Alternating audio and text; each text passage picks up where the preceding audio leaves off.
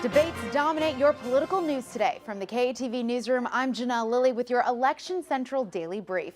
Let's begin today, like much of the Arkansas Press Association, with the Lieutenant Governor's debate. This morning, Congressman Tim Griffin, the Republican candidate, Skyped in to debate Democratic challenger John Burkhalter and Libertarian Christopher Olson. Now, if you missed this debate, you didn't miss all that much. Griffin had to leave halfway through for votes on the House floor, but there was an exchange that produced some fireworks. I think in this race there's going to be a distinction between a career politician that's been in Washington, D.C. for 20 years versus a small businessman who's been in Arkansas for 30 years building businesses and helping people. I've been in office for 4 years. So it sounds like my opponent is actually attacking the Democrat nominee for governor.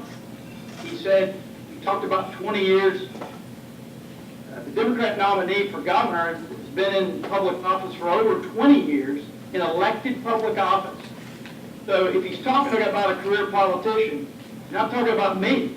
Up next, three folks hoping to be the next Arkansas Attorney General. Democratic Representative Nate Steele squared off against Republican Leslie Rutledge and Libertarian Aaron Cash. The debate centered around prison overcrowding and parole problems. Cash supported legalizing marijuana as one solution to easing overcrowding issues.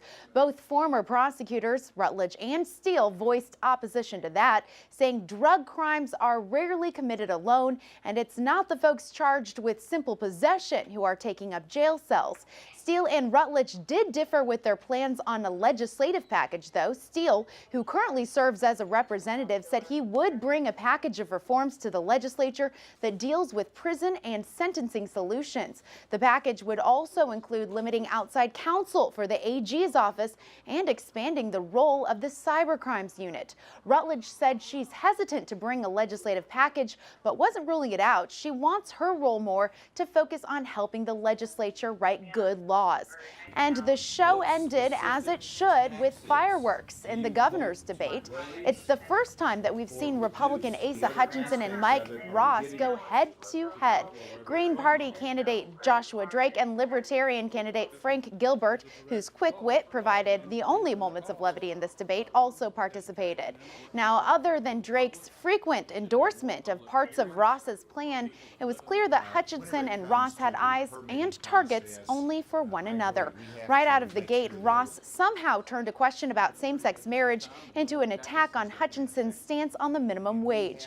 Ross supports raising the minimum wage, while Hutchinson opposes the measure. Hutchinson points instead to his tax plan for relief of low-income Arkansans, but he did make a little bit of news today, saying he supports raising the minimum wage to match the federal one. And you can read more about that back-and-forth exchange at talkbusiness.net.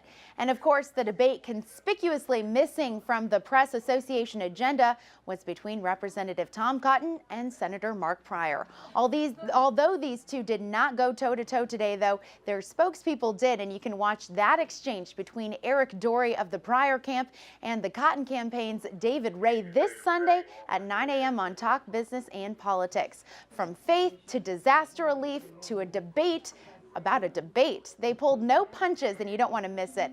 And that does it for Friday's Election Central Daily Brief. I'm Janelle Lilley. Have a great weekend.